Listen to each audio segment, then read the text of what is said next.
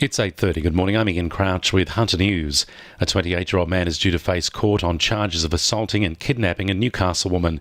Police say the man assaulted the 26-year-old woman in their car at Adamstown Heights on Monday morning. She was able to flee from the car in King Street, Newcastle, and ran to the courthouse for help. However, later that night, the man forced the woman into his car at West Wallsend and drove to Pecolbin and prevented her from leaving for several hours. The woman was eventually dropped off at a Cessnock hotel. The man faces several charges in Maitland Court today. A Supreme Court hearing is underway as a man sues the state of New South Wales and a detective for wrongful arrest and malicious prosecution over a shooting at Belmont North in 2011. Matthew Edwards is seeking $3.1 million in damages after spending 69 days in jail for shooting Daniel Fing in the arm. He was later acquitted by a jury who deliberated for just 20 minutes before reaching their decision. Mr. Edwards claims police deliberately ignored evidence which suggested he'd been set up by Daniel Fing.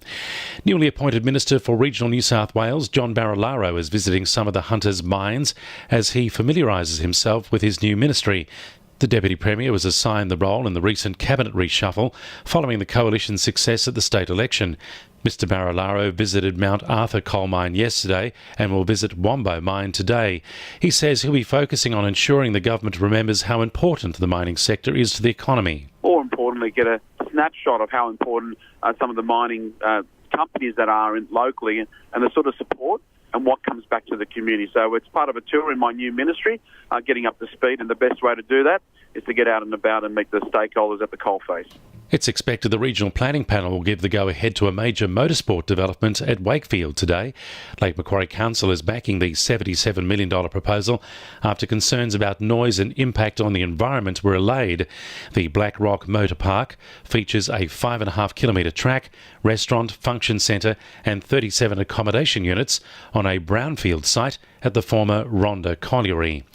Independent car repairers in the Hunter could gain easier access to car manufacturer data and software upgrades under a new Labor policy.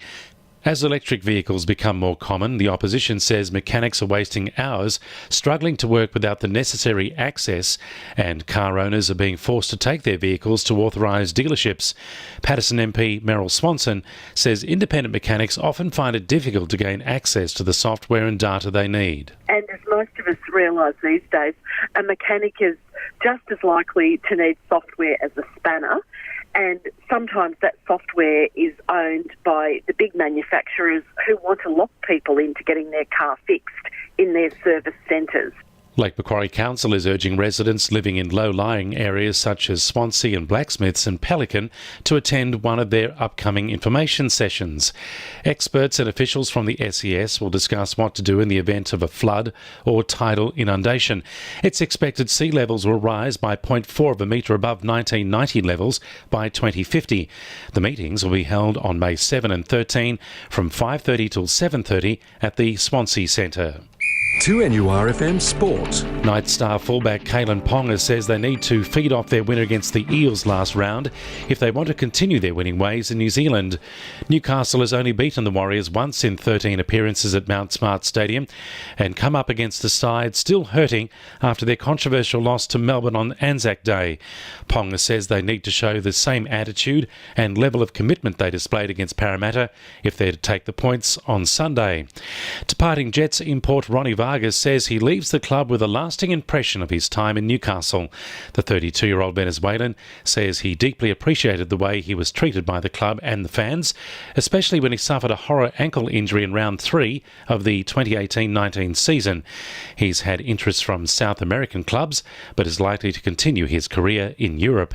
And Maitland and Swansea kick off the nationwide FFA Cup knockout competition when they do battle tonight at Chapman Oval. And the winning numbers in Oz Lotto are 32, 25, 22, 24, 18, 10 and 8, and the supplementaries are 41 and 45. 2NURFM News Time, 26 to 9.